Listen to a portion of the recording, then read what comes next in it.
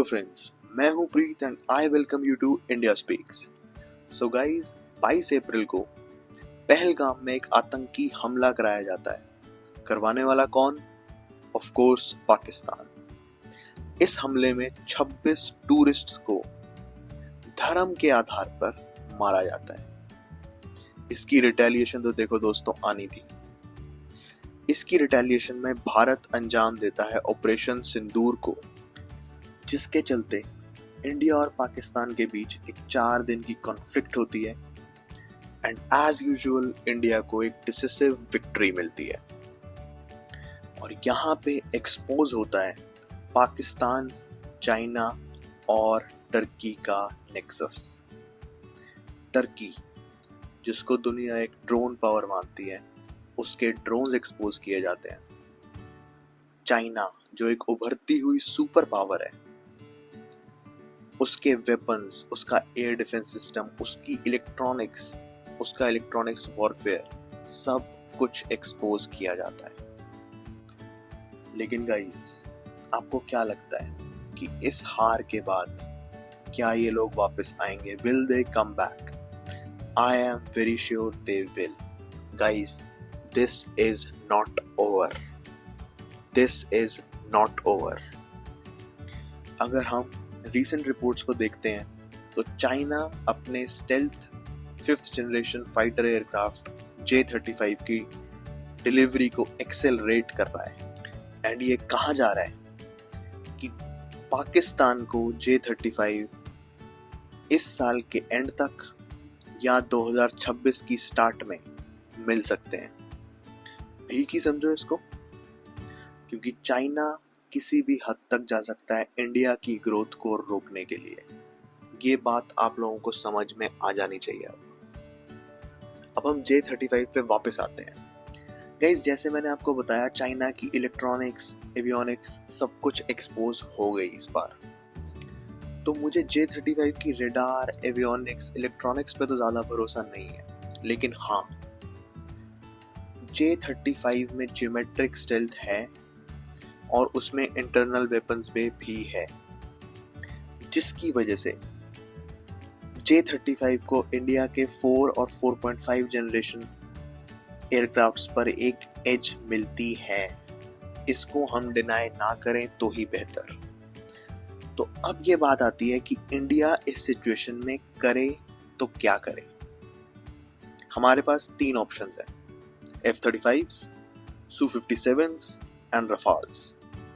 Guys, सबसे पहले important है कि हम रफाल को रूल आउट कर दें, because stealth can only be countered via stealth. Rafales 2005 से 2015 में रेलेवेंट थे।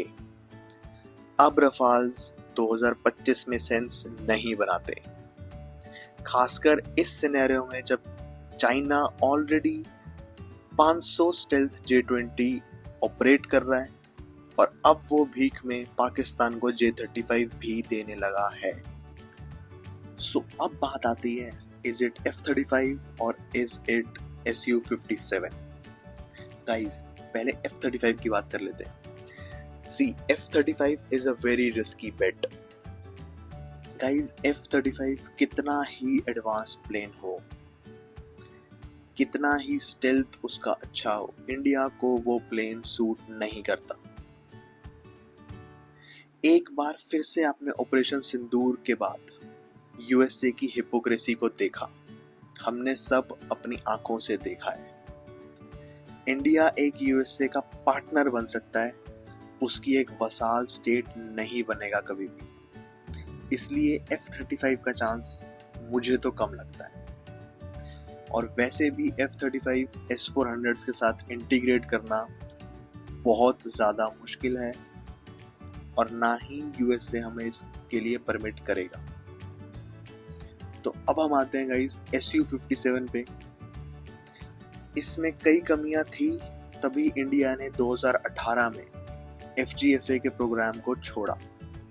लेकिन वो Su-57 जो 2018 में था और अब वाला Su-57 जिसको Su-57M कहा जाता है, इनमें काफी डिफरेंस है।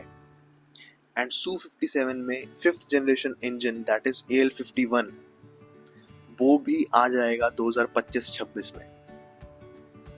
गाइज रशिया ने हमें ऑलरेडी जॉइंट प्रोडक्शन ऑफर करी है Su-57 के लिए एंड हमारे पायलट्स ऑलरेडी अकस्टम्ड हैं रशियन एयरक्राफ्ट्स पे and India will have flexibility to upgrade it with GaN based Virupaksha radar और हम अपने वेपन्स जैसे कि Astra series, Rudram series and BrahMos NG इनको भी हम Su-57 के साथ इंटीग्रेट कर सकते हैं। और बात ये भी है कि Su-57 फास्ट है, मैन्यूवरेबल है, डॉग फाइट किंग है, जो आज भी उतना ही इंपॉर्टेंट है जितना पहले था। ऑपरेशन सिंदूर में भी आपने ये चीज देखी कि कैसे Su-30M ने मैनूवर्स और फ्लेयर्स का यूज करके PL-15 जैसी एडवांस्ड मिसाइल्स को चकमा दिया, फेल किया। लेकिन हाँ, एक इशू Su-57 में जरूर है, वो है काटसा सैंक्शंस। काटसा मतलब countering America's adversaries through sanctions act. So India पे काटसा सैंक्शंस लगाई जा सकती हैं if we go for Su-57। लेकिन जैसे सर्कमस्टांसेस रशिया और यूक्रेन में बन रहे हैं, ऐसा लग रहा है कि जल्द ही सीज फायर हो सकती है। So India has a window to get what it wants. So in the end guys मैं यही बोलूंगा कि वैसे तो इंडियन एयरफोर्स को पता है उनको क्या चाहिए, लेकिन बस अब ये रीसेंट इंडो पाकिस्तान कन्फ्लिक्ट के बाद आई रियली होप कि हमारी गवर्नमेंट और ब्यूरोक्रेसी को एयरफोर्स की इंपॉर्टेंस समझ आई होगी। Guys, air force is the most important thing in modern warfare और कुछ साल हमें एयरफोर्स पे ध्यान देना बहुत जरूरी है। So quick decision making and no frugality is what we want now. So guys, बस आज की इस वीडियो में इतना ही रखते हैं। अगर आपको मेरी वीडियो अच्छी लगी तो प्लीज लाइक, शेयर, सब्सक्राइब करो चैनल को। See you in the next video.